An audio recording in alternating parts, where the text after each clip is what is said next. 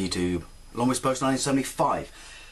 I want to ask a question. Now, it may kind of sound silly, but I want to ask you what your favourite sort of summer-related gaming memory is. Or, more specifically, what is your favourite summer for gaming? Now, it may sound like a kind of silly question, you know.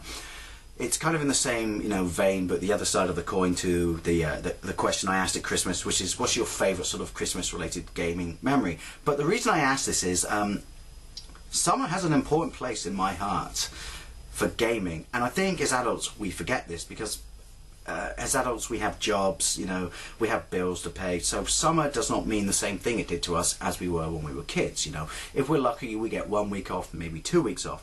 As a kid, 2 words: summer holidays. Oh yeah, summer holidays. You know, I'm not saying I didn't play games outside of the summer holidays, because of course I did, but, and I'm not saying that's all I did in the summer holidays, you know, was play games, but definitely an important chunk of my gaming related memories, you know, that I hold special are from the summer holidays.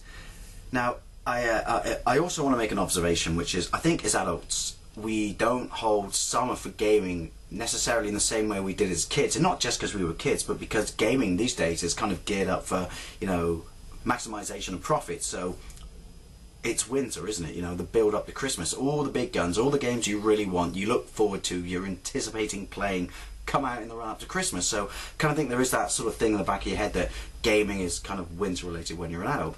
But when you're a kid, summer holidays, absolutely fantastic. You go over your mates, you know, they come over yours, there's none of this sort of time limitation on where you could and couldn't go. You know, summer holidays was absolutely fantastic. Now, I have some great memories of, you know, the summer. Like 1990 was my first full year with Sega Mega Drive, Japanese Mega Drive, and I loved it. 92 was my the year I imported a Japanese copy of Street Fighter 2 for the Super Famicom. Cost me 75 quid back then. Do I regret it? Would I never do it again if I could go back? Not in your life. Great memory. But my favourite year for video games, you know, like summer-wise, as a kid, has to be 1991. And not just because of like the stuff that was going on in this country or the stuff I was importing, but because it was a year of first, you know, times, first experiences. I mean, first of all, I've mentioned this before, Sonic the Hedgehog came out in 1991, and while it's not necessarily one of my favourite games on the Mega Drive, it is an absolutely fantastic game that I love, and it definitely has a place, you know, in the history of Sega and in the history of platform games. So much so that I made a point of going out and buying this game, even though the next day I was flying abroad for the first time to America on a family holiday. You know, that's how much I wanted that game back then. You think I'm, you know, an avid game player now. I was proper, you know, mental back then. Another great game that came out in 91 was Outrun on the Mega Drive. I mean, I played the 8-bit version on Sega, and I played the Spectrum version, but Outrun to me was one of the big 3 arcade games, the ones you... 3? I'm holding up 4 fingers. That you loved, that really blew you away as a kid. You know, we're talking Outrun, Space Harrier, Afterburner. So I always... PC Engine version, by the way. It's alright, but I reckon the 8-bit Sega one's better. But yeah, it's one of those games you just want a 16-bit version for, and when it actually came out, even though it's not as good as the arcade, it was just like, thank you Sega, this was amazing, thank you. So, you know, my imported Japanese copy of that in 91, you know, also made it a great summer. But it was my trip to the States that kind of really made it a great gaming, you know, sort of summer, because it exposed me to things we didn't necessarily have in this country. Now, we stayed, my dad's brother emigrated to America, you know, like in the 60s, and we stayed at his house in Boston.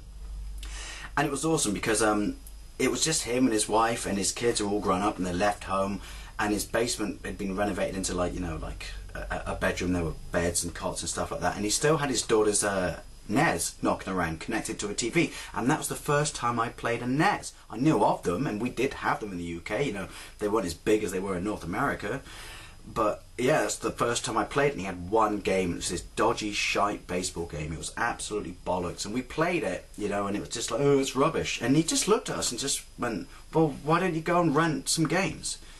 And it's going to make the UK sound really backwater back then, but it wasn't.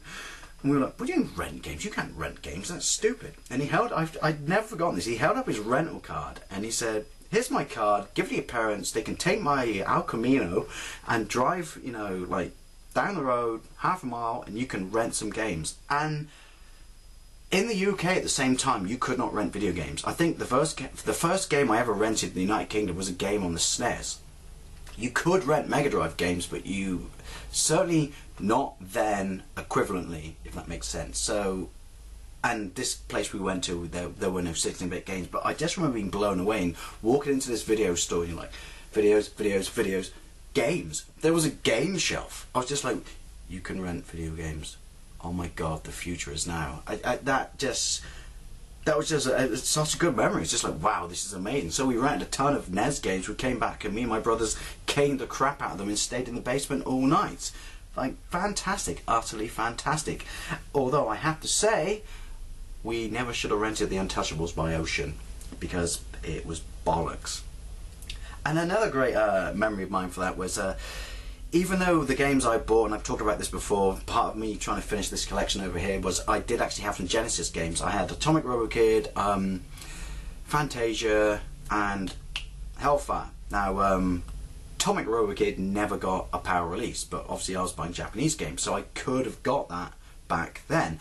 And even though the other two games were actually out in the UK, I don't know, when I was presented with them in a game store I went to and I had my savings, I just went, they don't say Mega Drive, they say Genesis. And you know, when you're a kid, you know, bragging rights in the playground. And yeah, I just thought it was, I just really enjoyed buying Genesis games. That may sound really stupid, you know, buying games that weren't meant for your system, which may sound even worse because obviously I've been importing games for a system that wasn't English anyway, but you know what I mean, like, it's just really, really cool to like, yeah, look at me, back in the UK I got Genesis games. And another great memory was the fact that when we were, I can't remember where we went, but we were staying like in this little like Motel 8 thing, like they looked like little chalets, and over the road there was this tiny little sort of second-hand game store, which I guess was kind of rare back then. And that's when, I've talked about this before, I bought my TurboGrafx 16, you know, and haggled with the guy and bought some games. And even though my older brother at the time had a PC Engine, I didn't realise until I saw the games at the TurboGrafx, because we're talking 91, yeah, TurboGrafx was, you know, the American equivalent of PC Engine, and I don't know, I just had to have it again for bragging rights, and the simple fact that it was something that I could never own in the UK. I mean, sure, you could import Japanese consoles from, you know, like the black and whites and magazines to the UK. You couldn't import any American shit, you know, like North American stuff, so I don't know, I had to have it, and it's a very, very fond memory of mine. And one more fond memory of mine was, there was this like bar diner place over the road from a mall, and I can't remember where it was, again in Boston, or the outskirts of Massachusetts, and it was called the Winner's Circle, and we loved it because, you know, you all know I love Street Fighter 2, but the first time I played a Street Fighter 2 arcade machine was in this place. The first time I played the Simpsons arcade machine was in this place. And the first and only time I played Mad Dog McCree, you know, the one with the proper big fat screen, was in this place. And it utterly, all these games blew me away. Even Mad Dog McCree.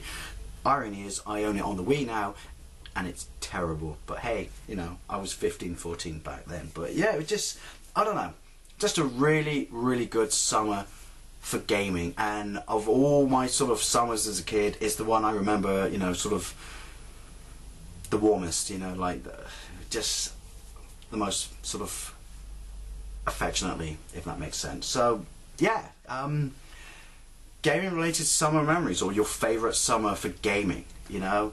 Mine was 1991. What was yours? I'll see you later.